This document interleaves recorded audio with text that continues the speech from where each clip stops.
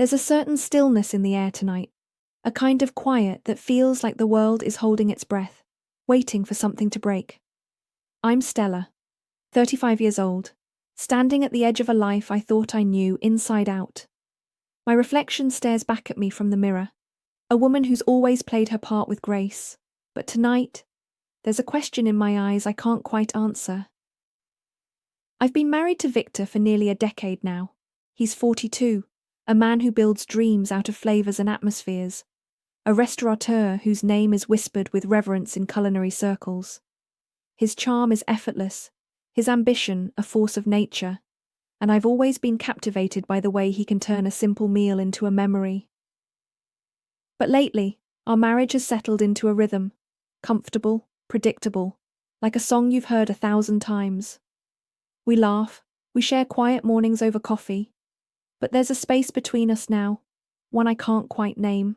Victor's latest obsession is the Crimson Vault, a private wine club that's become his magnum opus. It's tucked away beneath one of his most celebrated restaurants, hidden in an ancient cellar that feels like stepping into another century. I've been there a handful of times, always as the observer, never the participant. The walls are dark, weathered stone, rough under your fingertips, and heavy wooden beams stretch across the ceiling like the bones of some forgotten ship. Plush velvet drapes in deep blood-red hues frame the space, swallowing the flickering light of countless candles. The air is cool, tinged with the scent of oak and earth, and every bottle of wine lining the racks seems to hum with a story of its own. Victor often said that every bottle holds a secret, waiting to be uncorked. I'd smile at his poetic musings, but I never pressed for more. I've always been content to support him from the sidelines, showing up to openings with a polished smile, playing the role of the owner's wife with practiced ease. His world of creation has always been his alone, and I've never felt the need to step into its heart. But something's shifted in him recently. I've noticed it in the way he talks about the Crimson Vault, his voice dropping to a conspiratorial whisper, his smiles cryptic, almost guarded. There's a quiet intensity in his eyes when he mentions the club, like he's holding on to something he's not ready to share. I've tried to brush it off as the stress of a new venture, but deep down, I know it's more than that. Victor has always been a man of layers, and I've only ever scratched the surface. Tonight, though, I'm not sure if I'm ready to dig deeper. I was settling in for a quiet evening, at home, a glass of Pinot in hand, a book open on my lap, when my phone buzzed with his name on the screen. His voice was low, deliberate, when he asked me to come down to the Crimson Vault. There was an edge to his tone, a pull I couldn't ignore, like he wasn't just inviting me, but summoning me. So here I am, standing at the top of the narrow, winding staircase that leads down into the cellar, my heart thudding a little faster than it should. The air up here still carries the faint warmth of the restaurant above, but as I take my first step down, it shifts, growing cooler, heavier, laced with the deep, grounding scent of oak and damp earth. Each step feels like I'm descending into another world, the sounds of the bustling dining room fading into a distant hum, replaced by the sharp echo of my heels against the uneven stone. The walls are close, almost brushing my shoulders, and the dim light from a single bulb overhead barely reaches the next turn. I can't help but feel a strange mix of anticipation and vulnerability, like I'm walking into something I'm not fully prepared for, my pulse quickening with every step. I reach the bottom, after what feels like an eternity, the staircase opening into a small landing where Victor waits for me. He's standing there with a quiet smile, his dark eyes catching the faint glow of a single lantern hanging from the wall. Dressed in a tailored black suit, he looks like he belongs to this shadowy place. Every line of him exudes control, mystery, a man who knows exactly what's about to unfold. He steps forward, taking my hand in his grip firm yet warm, and without a word, he leads me toward a heavy wooden door just beyond the landing. My breath catches as he pushes it open, the creak of the hinges sounding like a warning in the stillness. Stepping through, I'm met with the heart of the cellar, a long, low-ceilinged room that feels both grand and oppressive.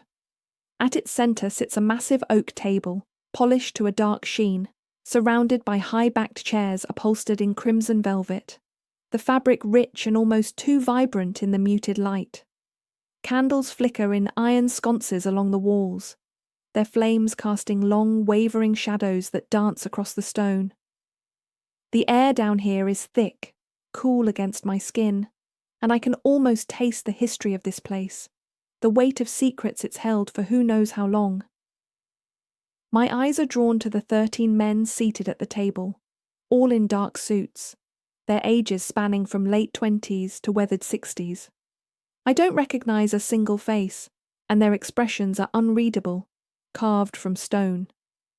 Each holds a glass of deep red wine, the liquid glinting in the candlelight, catching it like blood. The silence in the room is suffocating as I enter, their gazes locking onto me with an intensity that makes my skin prickle, like I'm being measured, judged, or maybe something else entirely. Victor's hand is still on mine as he guides me forward, his presence a steady anchor in this sea of unknowns.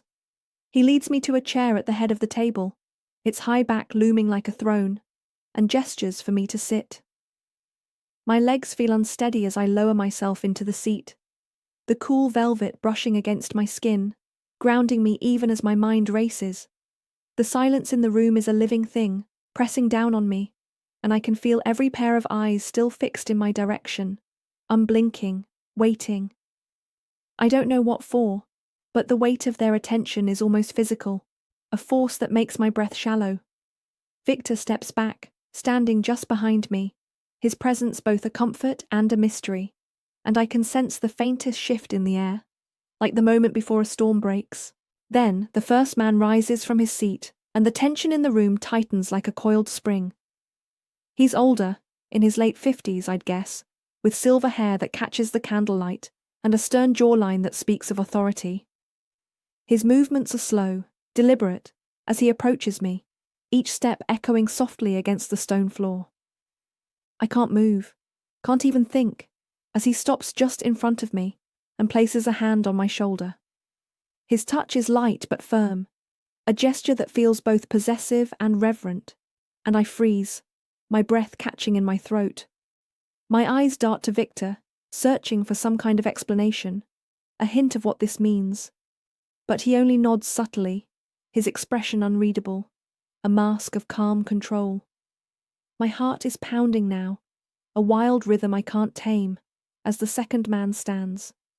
He's younger, with sharp features and intense green eyes that seem to pierce right through me. He steps closer, close enough that I can feel the warmth of his breath against my skin as he leans in. His fingers trace a slow, deliberate line along my collarbone, sending a shiver down my spine, and I'm caught in a storm of fear, and something else. Something darker, unnamed, stirring deep within me. Before I can process it, the third man moves, broad-shouldered and silent, his presence heavy in the room. He kneels before me, taking my hand in his with a gentleness that contrasts his imposing frame. His lips press against my knuckles, a lingering kiss that feels like a promise, or maybe a claim, and my mind reels. Victor's words from earlier tonight echo in my head, not as the owner's wife. And suddenly, the pieces snap into place with a clarity that steals the air from my lungs. This isn't just a gathering, not a simple meeting of Victor's exclusive club. I am the centerpiece of this evening, the focus of their attention, their desire. The realization hits me like a wave, cold and overwhelming, and yet beneath it, there's a strange heat, a pull I can't deny. What unfolds over the course of the night is something I never could have imagined, something that shatters every boundary I thought I knew. I betray Victor 13 times, once with each man, in a slow, deliberate sequence that feels like a ritual, a descent into a part of myself I've never dared to face. And Victor, he doesn't just watch, he orchestrates. His voice cuts through the heavy silence, sharp and commanding, with instructions that leave no room for hesitation. Next. Slower, he says, his tone cold, precise, as if he's directing a performance. "Look at her. Remember her like this," he orders, and I feel the weight of their gazes shift, intensify, under his command. I'm caught in the surreal beauty of it all, the intensity of each encounter stripping away the protective shell I've worn for so long. I become fully present, living each moment with a rawness I've never known. My senses heighten to every touch, every breath, every whisper. Each man is distinct, their approach is as varied as their faces. One touches me with a gentleness that feels almost sacred, his hands trembling slightly as if he's afraid to break something precious. Another is commanding, his presence filling the space around me, his grip firm and unyielding, pulling me into his orbit with a force I can't resist. A third murmurs words I'm still reeling as I push myself up from the chair, my legs trembling beneath me like they might give out at any moment.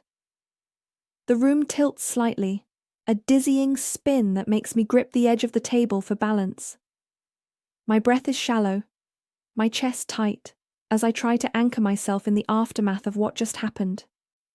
The men around the table are returning to their seats now, their movements slow and deliberate, almost ceremonial.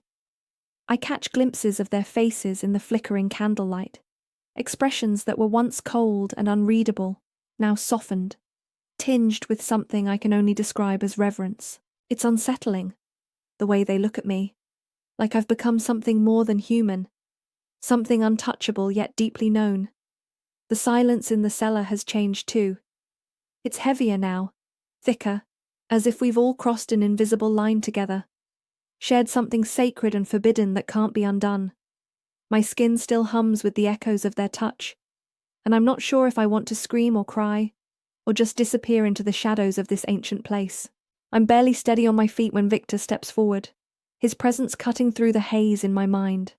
His face is still a mask, impossible to read, his dark eyes giving nothing away. He extends his arm to me, a silent offer of support, and I hesitate for a split second before taking it. My fingers tremble as they press against the smooth fabric of his suit, the contact grounding me even as it sends a jolt through my already frayed nerves. Without a word, he guides me away from the table, away from the weight of those lingering gazes, toward a narrow stone archway at the far end of the cellar. My steps are unsteady, each one feeling like a small victory as we move through the dim light, the cool air brushing against my overheated skin.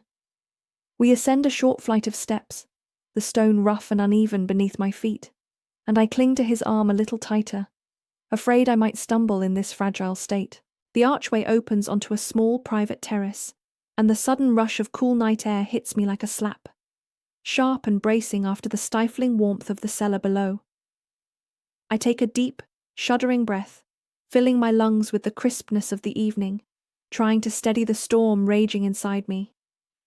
The terrace overlooks the city, a sprawling sea of lights twinkling in the distance, so far removed from the dark, intimate world I just left behind. It's almost jarring, this return to reality, the vastness of the night sky stretching out above us, like a reminder of how small I am, how insignificant this moment might be in the grand scheme of things. And yet, it feels like everything, every choice, every touch, every whispered word, has carved itself into my very being. Victor releases my arm, and I feel the absence of his touch like a physical ache as he moves toward a small table set against the terrace wall. A single candle burns there, its flame steady despite the gentle breeze, casting a warm golden glow over the weathered stone. I watch, almost mesmerized, as he reaches for a decanter on the table, the glass catching the light as he pours a deep ruby-red wine into a delicate stemmed glass. The liquid glints in the candlelight, mesmerizing in its simplicity, and I'm struck by the normalcy of the gesture. After everything that unfolded below, this mundane act feels surreal, like a scene from a different life, a different me. My mind is a whirlwind, questions piling up faster than I can process them. Why did he do this? Why orchestrate something so intense, so shattering? Was it a test of my loyalty, a cruel game to push my limits, or something deeper, something I can't even begin to grasp? I'm drowning in a storm of emotions. Shame burns hot in my chest for what I've done, for the boundaries I crossed without hesitation. Anger simmers beneath it, sharp and bitter, directed at Victor for putting me in this position, for pulling me into his shadowy world without warning or explanation. And yet, I can't deny the thrill that still lingers, a dark, dangerous undercurrent that pulls at me even now, standing here under the open sky. I'm still trying to catch my breath, to make sense of the chaos inside me, when Victor turns back, the glass of wine in his hand. He steps closer, his movements slow and deliberate, and offers it to me with a look that feels like it could unravel every thought in my head. I take the glass, my fingers brushing against his for just a moment, and the contact sends a shiver through me, a reminder of how raw and exposed I still feel. For a long moment, neither of us speaks. The silence between us is heavy, charged with everything that's happened, everything that's still unsaid. I can feel the weight of his gaze on me, searching, maybe even waiting for me to break first. But I don't. I can't. Not yet. I lift the glass to my lips, taking a small sip, the rich velvety taste of the wine grounding me in a way I desperately need. It's familiar, a tether to the world I knew before tonight. But even that feels different now, like I'm tasting it for the first time. Finally, Victor speaks, his voice low and steady, cutting through the quiet like a blade. You are the finest event this club has seen. His words hit me like a wave, crashing over me with a force I wasn't prepared for. They're a compliment, yes, but also something more, a confirmation of my role in this strange, orchestrated world of his. I freeze, the glass halfway to my lips again, my heart stuttering in my chest. I don't know what I expected him to say, but it wasn't that. My mind reels, a storm of emotions swirling within me, shock at the bluntness of his statement, a flicker of pride that I can't quite suppress, and a deep, gnawing confusion as I try to understand what he means, what he truly sees when he looks at me now. Why? I ask, my voice breaking on the single word, raw and unsteady. I turn to face him fully, searching his eyes for answers, for anything that might make sense of this night. Why did you do this, Victor? Was it about control? Desire? Or something else I can't even name? My words spill out, desperate and jagged, each one a plea for clarity in the fog of my thoughts. I need to know if I was just a pawn in his game, a piece to be moved at his whim, or if there's something deeper driving him, something I've been blind to all this time. He steps closer, the candlelight casting sharp shadows across his face, highlighting the hard lines of his jaw, the intensity in his dark eyes. There's a vulnerability there I've rarely seen, a crack in the armor of control he wears so effortlessly. The Crimson Vault isn't just a wine club, Stella, he says, his voice softer now, almost reverent. It's a space for experiences, for stories that transcend the ordinary. Tonight was about creating a legend, a moment these men, these strangers, will carry with them forever. And you, Stella, you were that legend. His words settle over me like a heavy cloak, both suffocating and strangely empowering. I feel the weight of them, the idea that I've become something mythic in the eyes of those men below, a story they'll tell in hushed tones for years to come. But beneath that, resentment flares hot and bright. I was used, positioned as the centerpiece of his vision without my consent, without even a whisper of what was to come. And yet, there's a part of me, a small, undeniable part, that feels a surge of power in knowing I've left such an indelible mark, that I've become something unforgettable. Victor's gaze doesn't waver as he continues, his voice dropping even lower, intimate in a way that strips me bare. I wanted to see you unshackled from the role of owner's wife, Stella. I wanted to witness you as something more. Something wild, untamed, free in a way I've always known you could be. His honesty is a blade, cutting through the last of my defenses, and I'm left standing there, raw and exposed under the weight of his confession. I don't know how to respond, how to untangle the mess of emotions his words have stirred in me. So I just stand on this terrace, the cool night air brushing against my skin, and let the silence stretch between us. It's not an uncomfortable quiet, though. It's something deeper, a shared understanding that no amount of words could ever fully capture. We've been through something tonight that defies explanation, something that has reshaped the very foundation of who we are to each other. I glance at Victor, and for the first time in hours, I don't feel the need to ask more, to demand answers. Some things, I realize, are better left as mysteries, like the stories he always said were hidden in every bottle of wine. I look out over the city below, the lights shimmering like a sea of distant stars, each one a tiny pulse of life in a world that feels so far away now. It's strange, standing here on this terrace, because I feel detached from it all, as if I've crossed a threshold I can't uncross. The life I knew before tonight, the quiet mornings, the predictable rhythms, the role I played so well, it's still out there, waiting for me. But I'm not sure I can go back to it, not fully. Something has shifted inside me, a fundamental change that I can't ignore. I've tasted a version of myself I didn't know existed, a Stella who lived so completely in those raw, unfiltered moments in the cellar. And the truth is, I want more. Not just of the experience, not just of the intensity of what happened down there, but of this me, the one who felt so alive, so unbound by the constraints I've always accepted as my reality. I turn my gaze back to Victor, and I notice something new in the way he looks at me. There's a respect there, a quiet acknowledgement in his dark eyes that wasn't there before. It's subtle, almost imperceptible, but I feel it like a shift in the air between us. It's as if, in his mind, I've claimed a piece of his world as my own, stepped out of the shadow of being just his wife and into something more, something equal perhaps, or at least something he can't control as easily as he thought.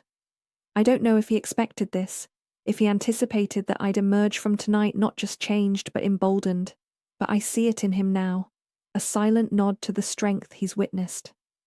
It's not something we'll speak of, not tonight, maybe not ever, but it's there, a new thread woven into the fabric of our relationship. I take another sip of the wine, letting the rich, complex flavors roll over my tongue, grounding me in this moment. It's the last taste I'll have of this night, I decide, as I set the glass down on the small table with a soft clink. The sound feels final, like the closing of a chapter, though I know the story is far from over. I turn to Victor, meeting his gaze with a small, knowing smile of my own. It's not forced, not polite, but something genuine, something that says I understand more than I did before, even if I don't have all the pieces yet. I'm ready to go home, I tell him, my voice steady now, carrying a quiet resolve. But beneath those words, there's an unspoken truth that hangs heavy in the air between us.